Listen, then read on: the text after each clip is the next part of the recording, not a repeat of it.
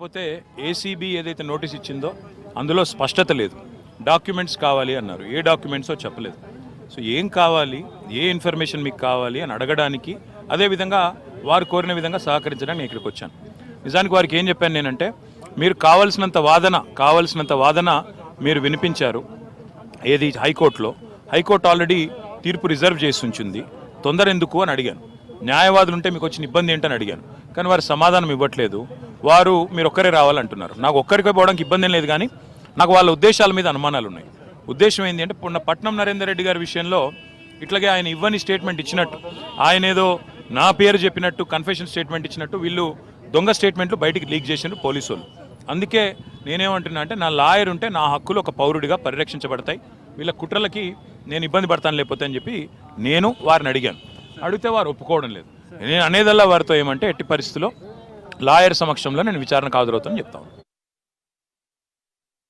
Reserve అయినది pending అంటే arguments కూడా కంప్లీట్ అయిపోయి జడ్జిమెంట్ రిజర్వ్ అయింది.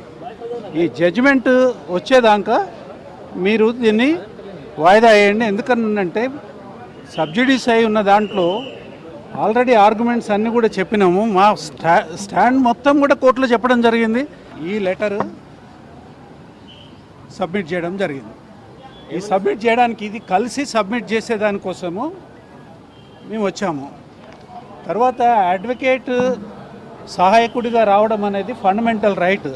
అక్యూజ్డ్కి అడ్వకేట్ సహాయకుడిగా పోలీస్ స్టేషన్లో రికార్డ్ అయ్యే ఏదైనా సరే అసిస్టెన్స్, అడ్వకేట్ అసిస్టెన్స్ అనేది చాలా ఇంపార్టెంట్. అది ఫండమెంటల్ రైట్, రాజ్యాంగం ప్రసాదించిన హక్కు.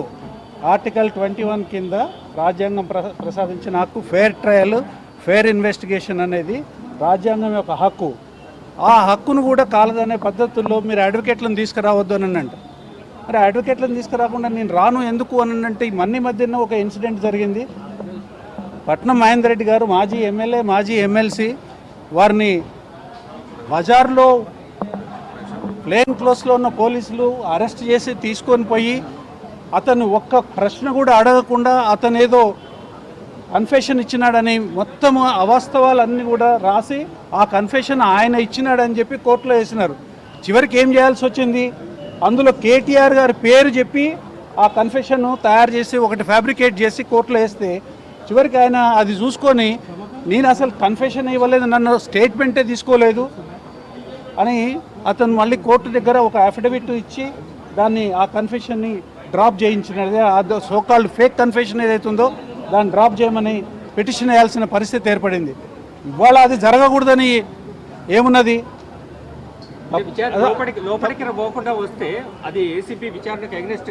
కాదు అడ్వకేట్ వెళ్ళొచ్చు.